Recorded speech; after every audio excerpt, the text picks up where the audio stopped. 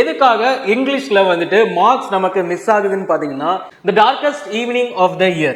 அது ரொம்பவே ஈவினிங் வந்து இன்னைக்கு செம்ம டார்க்கா இருக்கு அப்படின்றதையும் சொல்றாங்க. இதே படிக்கிறோம் அப்படின்னா ஈஸியா இதுல இருந்து ஒரு கொஸ்டின் வரும்.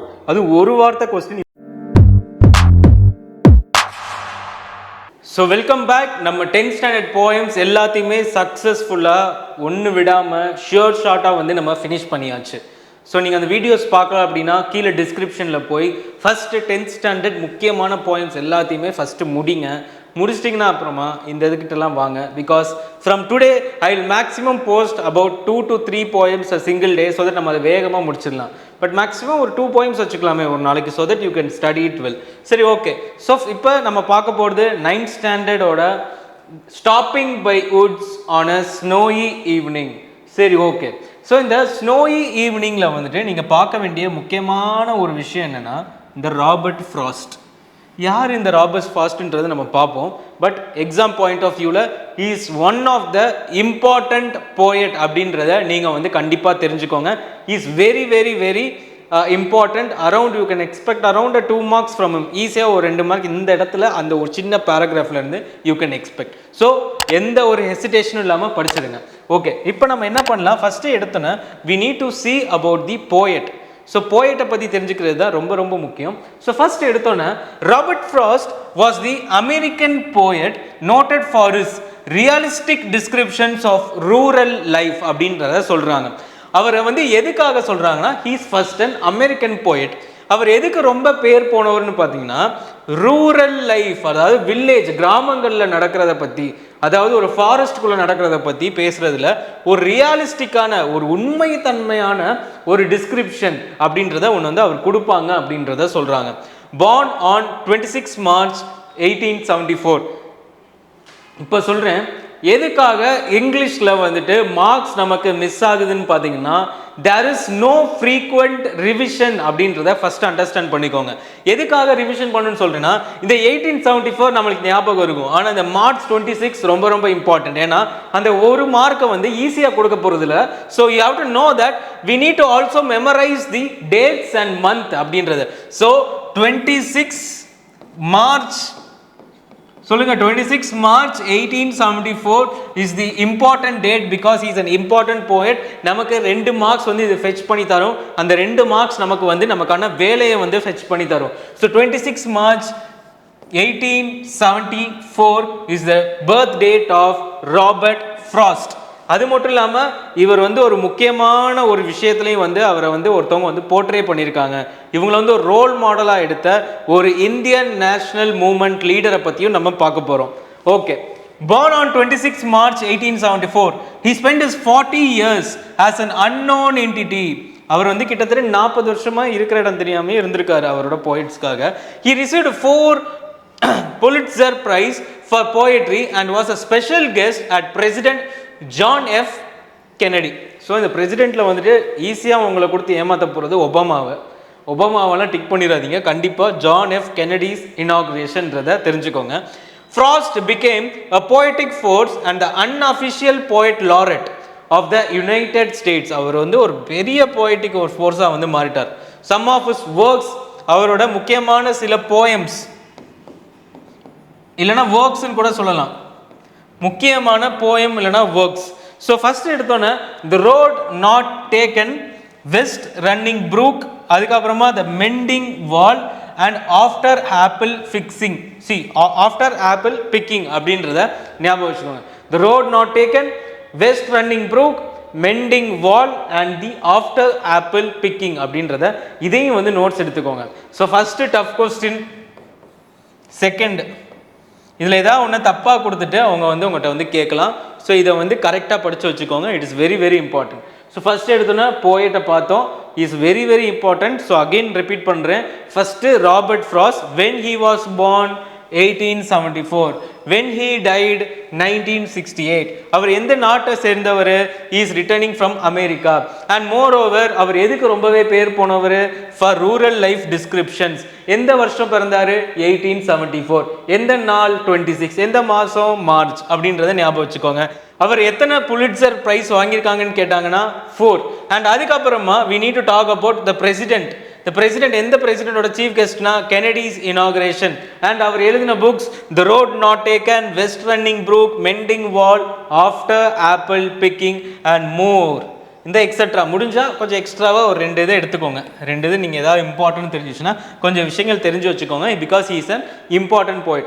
சரி, ஓகே, நம்ம இப்போ அடுத்த இதுக்குள்ளே போகலாம், முக்கியமான விஷயத்துக்கு போகலாம். ஃபர்ஸ்ட் எடுத்தோன்னா let start the poem. Please be clear, because இது வந்து ஒரு டிஃப்ரெண்ட்டான கான்செப்ட், இது நல்லாயிருக்கும். And we'll just see it. Whose woods these are? I think I know. வுட்டுன்னொன்னா நீங்கள் வந்து என்ன நினச்சிடாதீங்க, கட்டன்னு நினச்சிடாதீங்க. It is fully wrong. woods அப்படின்னா an area of land covered with a thick growth of trees. அதை வந்து ஒரு ஃபாரஸ்ட்னு கூட சொல்லலாம். பட் அதை வந்து என்ன சொல்கிறாங்க, லேண்ட் அதில் வந்து திக் ட்ரீஸ் நிறையா இருக்குது அப்படின்னா அதை வந்து வுட்ஸ்ன்னு சொல்லுவோம். Whose wood these are? I think I know. இந்த வுட்ஸ் யாரோடது எனக்கு தெரியும் நான் நினைக்கிறேன். His house is in the village though. ஆனால் அவரோட வீடு என்னதான் இருந்தாலும் அந்த வில்லேஜில் தான் இருக்குது. ஸோ நம்ம வந்து எதுவும் ஃபீல் பண்ண வேணாம். He will not see me stopping here. So ஒருவேளை நான் இங்கே நின்று அதை பார்த்தாலுமே அந்த வில்லேஜில் இருக்கிற அவருக்கு வந்து அதை பற்றி தெரிய போகிறது இல்லை. To watch his woods fill up with snow. So first எடுத்தோன்னே இந்த வுட்ஸ் வந்து எனக்கு யாரோடதுன்னு தெரியும்னு நான் நினைக்கிறேன். அண்ட் வந்துட்டு இது வந்து அந்த வில்லேஜில் இருக்கிற ஒருத்தவரோடது தான்.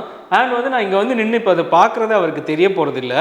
ஸோ நான் வந்து இங்கே நின்று இந்த வுட்ஸை ஃபில்டப்பாக ஸ்னோவாக இருக்கிற இந்த வுட்ஸை வந்து நான் பார்க்க போகிறேன் அப்படின்றத இங்கே வந்து சொல்கிறாங்க. My little horse must think it queer. My little horse must think it queer அப்படின்னா ஸ்ட்ரேஞ்ச் ஆட் அப்படின்றாங்க. அப்போ நான் வந்து இருக்க குதிரை இருக்கே அதுக்கு கீழே, அந்த குதிரைக்கு வந்து இது ஒரு மாதிரி வித்தியாசமாக இருக்குது, எதுக்காக அப்படின்ற மாதிரி. சரி, okay. To stop without a farm house near. அப்போ அது ஒரு டவுட்டாகவே பார்க்குது, ஸ்ட்ரேஞ்சாக. இங்கே தான் ஃபார்ம் ஹவுஸும் இல்லை, எதுக்காக நம்மளோட முதலாளி இங்கே நிற்கிறாங்க அப்படின்னு. Between the Woods and a frozen lakh. இங்கே தான் ஃபார்ம் ஹவுஸும் இல்லை, அது எதுக்காக ஒரு வுட்டுக்கும் ஒரு ஃப்ரோசன் லேக்குக்கும் இருக்கிற வின்டர் சீசனில் அங்கே இருக்கிற அந்த லேக் வந்து அப்படியே என்ன ஆயிடுச்சு, உருகிருச்சு, சாரி நல்லாவே வந்து இதாகிடுச்சு, கட்டியாயிடுச்சு, ஃப்ரோசன் ஆயிடுச்சு அப்படின்றத சொல்கிறாங்க. Woods the darkest evening of the year. அதுவும் ரொம்பவே ஈவினிங் வந்து இன்னைக்கு செம்ம டார்க்காக இருக்குது அப்படின்றதையும் சொல்கிறாங்க. ஃபஸ்ட்டு இந்த செகண்ட் ஸ்டான்ஸால் முழுக்க ஹார்ஸோட தாட்ஸ் தான். ஹார்ஸ், ஓகேங்களா. ஃபஸ்ட் எடுத்தோன்னா அவரோட தாட்ஸ், போயட்டோட தாட்ஸ். செகண்ட் எடுத்தோன்னா ஹார்ஸ். சரி, ஓகே, அடுத்த ஸ்டான்ஸாக்குள்ளே போகலாம். He gives his harness bells a shake to ask if there is some mistake. So he gives his harness அப்படின்னா harness is nothing but straps and fitting by which a horse is fastened to a cart or carriage. அதில் வந்து ஒரு இது வந்து என்ன சொல்லுவாங்கன்னா அந்த கார்ட்டோ இல்லை கேரேஜோ வந்து என்ன பண்ணுறதுக்கு அதை ஃபிட் பண்ணுறதுக்காக யூஸ் பண்ணுறது. அதில் ஒரு பெல் இருக்குது, bells a shake to ask if there is some mistake. அந்த பெல்லை ஆட்டிட்டு அது என்ன கேட்குதுன்னா எதுவும் இங்கே மிஸ்டேக் இருக்கா, எதுவும் தப்பாக எதுவும் நடந்துருச்சா அப்படின்னு. To the only other sounds the sweep of easy wind and downy flake. The only other சவுண்டுனா அதுக்கு பதிலாக அவர் வந்து கொடுக்கலன்றதை நம்ம இன்டெரக்டாக புரிஞ்சுக்கணும். But at the same time வந்து அப்போ இன்னொரு சவுண்ட் ஏதோ ஒன்று வருது, அது என்னன்னு பார்த்தீங்கன்னா sounds the sweep of easy wind, அந்த காற்றோட சவுண்டும் அந்த டவுனி ஃப்ளேக், அந்த ஐஸ் கட்டியோட அந்த ஃப்ளேக்கி சவுண்டு மட்டும்தான் வந்து கேட்குது. The woods are lovely dark and deep but I have promises to keep. அதாவது இந்த வுட்ஸை வந்து பார்க்கும்போது எனக்கு செம்மையாக இருக்குப்பா, எனக்கு ரொம்ப பிடிச்சிருக்கு, செம்ம லவ்லியாக இருக்குது, என்னதான் டார்க்காக இருக்குது அண்ட் டீப்பாகவும் இருக்குது, நல்ல உள்ளுக்குள்ளே நிறைய பாதைகள் இருக்கே அப்படின்னு நம்மளை வந்து அதை போய் அட்வென்ச்சரை போய் அனுபவிக்கணும்னு ஆசையை தூண்டுதேன்றாங்க. But I have promises to keep, but எனக்குன்னு பல கடமைகள் இருக்குது அப்படின்றத இங்கே வந்து சொல்கிறாங்க. And miles to go before I sleep, and miles to go before I sleep. இது என்னது? இது ரெண்டையும் கொடுத்து உங்ககிட்ட வந்து என்ன ஃபிகர் ஆஃப் ஸ்பீச்னு கொடுத்தா நீங்கள் என்ன ஆன்சர் பண்ணுவீங்க? ஸோ அதை வந்து சொல்லுங்கள். நம்ம நேற்றே இதை பற்றி பேசுகிறோம். It may be a word, it may be 2 words, it may be a sentence, R it may even be a full stanza, R even be the full poem அப்படின்னு சொல்லி ஒரு ஃபிகர் ஆஃப் ஸ்பீச் பார்த்தோம் நம்மளோட பழைய போயம்ஸில். So இது என்ன figure of ஸ்பீச்னு சொல்லுங்கள் கரெக்டாக. ஓகே, ஸோ இதுக்கு அடுத்து sweep, to move swiftly and smoothly, downy soft and fluffy, flake a small piece of snowflake. ஒரு ஸ்னோவோட ஒரு சின்ன பகுதி தான் ஃப்ளேக். டவுனினா சாஃப்ட் அண்ட் ஃப்ளஃபி அப்படின்றத ஞாபகம் வச்சுக்கோங்க. இந்த வார்த்தை ரொம்ப ரொம்ப இம்பார்ட்டன்ட், இது பல பேருக்கு தெரியாது. டவுனி, சாஃப்ட் அண்ட் ஃப்ளஃபி அப்படின்றத தெரிஞ்சுக்கோங்க. வேறு எதுவும் பெருசாக இல்லை. அண்ட் இது ஹார்னஸ், இதை ஞாபகம் வச்சுக்கோங்க. அண்ட் குவேர் இதை ஞாபகம் வச்சுக்கோங்க. வுட்ஸ் எல்லாருக்குமே தெரியும். அண்ட் ஃப்ரோசன் பிரச்சனை இல்லை, ஃப்ளேக்ஸ் பிரச்சனை இல்லை, ஸ்வீப் இதை ஞாபகம் வச்சுக்கோங்க. To move swiftly and smoothly. So இந்த வார்த்தையை வந்து கொடுத்துருப்பாங்க, இதை நல்லா நோட் பண்ணிக்கோங்க. ஓகேங்களா? சரி, ஓகே. இப்போ அடுத்ததா ஆத்தர் பார்த்தாச்சு. So let's move on to the book back questions. whom does he refer to அப்படின்னா இந்த போயம் படி. he will not எல்லா போயம்லையுமே he it அப்படின்னு கொடுத்துருக்காங்க. இங்கே படிக்கும்போது ஈஸியாக தான் இருக்கும். எல்லா போயமும் படித்து முடிச்சதுக்கப்புறம் இந்த he யாருன்னு நீங்கள் ஐடென்டிஃபை பண்ணணும். அதுதான் challenge. he will not see me stopping here to watch his wood fill up with snow. whom does he refer to? owner of the house. identify the season, winter season. who is the speaker? author Robert Frost. who should be the horse? why should the horse think it is square? நாங்கள் பக்கத்தில் form ஹவுஸும் இல்லை, ஏன் இதுக்காக night வந்து ஒரு வுட்டுக்கும் ஒரு கிட்டத்தட்ட ஒரு ஃப்ரோசன் லேக் பக்கத்துலேயும் நிற்கிறாங்க அப்படின்றதான் இதுக்கான answer. Okay. whom does he refer to the lines horse? why does he give his harness bells a shake as he was asking the poet? இங்கே எதுவும் மிஸ்டேக் இருக்கா அப்படின்றத கேட்குறாங்க. Stopping in the wrong place அப்படின்னு. how does the horse communicate with the poet? by shaking his harness bell அப்படின்றதையும் நீங்கள் understand பண்ணிக்கோங்க. So moving to the next slide. how are the woods lovely, dark and dense? ரொம்ப முக்கியம். இந்த வார்த்தைகள்லாம் நீங்கள் கரெக்டாக வந்து யூஸ் பண்ணணும். Lovely, dark and dense. Wood எப்படி இருக்கு? லவ்லியாக இருக்கு, டார்க்காக இருக்கு, இருட்டாக இருக்கு, அண்ட் டீப்பாக இருக்கு. இன்னும் பல வழிகள் இருக்கு, இதுக்குள்ளே போய் அட்வென்ச்சர் போய் அனுபவிக்கணுமே. So deep, lovely, dark. whom does I refer to? Robert Frost. what are the promises the speaker is talking about? duties and responsibilities. அவருக்குன்னு டியூட்டிஸும் ரெஸ்பான்சிபிலிட்டிஸ் இருக்குது. இப்போ போய் இதுக்குள்ளே போக முடியுமா? என்ன தான் லவ்லியாக, டார்க்காக, டீப்பாக இருந்தாலும். why the poet has used the same?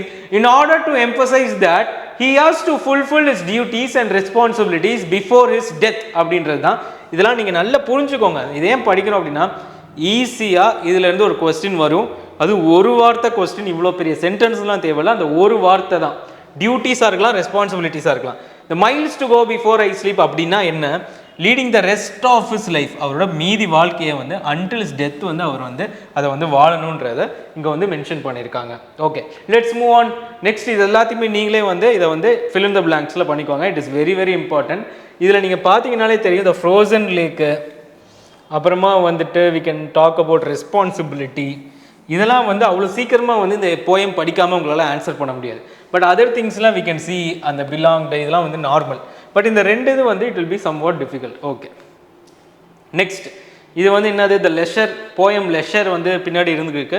It is nothing but இதில் நீங்கள் என்ன பண்ணணும்னா போயமை படிச்சுக்கோங்க, போயமோட ஹெட்டிங்கு, அண்ட் அது போக வந்து வில்லியம் ஹென்ரி டேவிஸை தெரிஞ்சுக்கோங்க. ஒருவேளை நீங்கள் ரைமிங் ஸ்கீமை வந்து நீங்கள் புரிஞ்சு தான் படிக்கிற அளவுக்கு நான் எக்ஸ்பிளைன் பண்ணுறேன். ஒருவேளை நீங்கள் புரியாமல் படிச்சிங்கன்னா நீங்கள் இதை மக்கப் பண்ணாமல் விட்டிங்கனாலும் கஷ்டம். ஸோ புரிஞ்சுக்கோங்க. இதுலேருந்து கூட கேட்கலாம். Care stare AA, boughs cows B, boughs cows, இதை வந்து நம்ம பிபின்னு கூட எடுத்துக்கலாம். Okay, no time to see when woods are pass, grass, daylight, night. Okay, glance, dance, இது எல்லாத்தையும் நம்ம வந்து தனித்தனி ஸ்டான்ஸாவாக தான் நம்ம வந்து கன்சிடர் பண்ணணும்.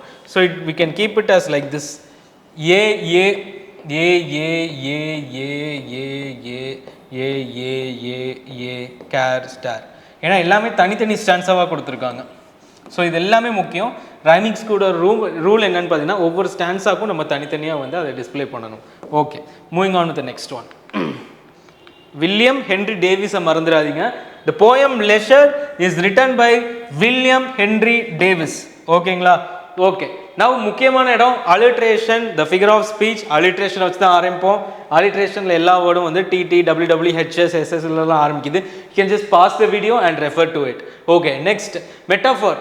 and miles to go before I sleep. The poet compares his duties and responsibilities as miles to go. So it is called as metaphor. Sleep is compared to death. Okay, personification. My little horse must think it queer and it gives his harness bells a shake. So இது எல்லாத்தையுமே நீங்கள் understand பண்ணிக்கோங்க. It is nothing but a personification. The little horse ஒரு அனிமலை வந்து அவங்க வந்து compare பண்ணியிருக்காங்க.